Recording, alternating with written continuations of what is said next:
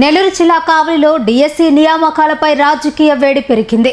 DSC నియామకాల్లో అవకతవకలు జరిగాయని ఆరోపిస్తూ వైఎస్ఆర్ కాంగ్రెస్ పార్టీ కావలి ఇన్ఛార్జ్ మాజీ ఎమ్మెల్యే రామిరెడ్డి ప్రతాప్ కుమార్ రెడ్డి ఆగస్టు 6 నుంచి ఉదయం బ్రిడ్జి సెంటర్లో డిఎస్సి బాధిత విద్యార్థులతో నిరసన దీక్ష చేపట్టనున్నట్లు ప్రకటించారు. డిఎస్సి వ్యవహారంపై సమగ్ర దర్యాప్తు జరిపి నైతిక బాధ్యత వహిస్తూ విద్యాశాఖ మంత్రి నారా లోకేష్ రాజీనామా చేయాలని ఆయన డిమాండ్ చేశారు. విద్యార్థులు, నిరుద్యోగ యువత పెద్ద ఎత్తున నిరసనలో పాల్గొని విజయవంతం చేయాలని వారు పిలుపునిచ్చారు.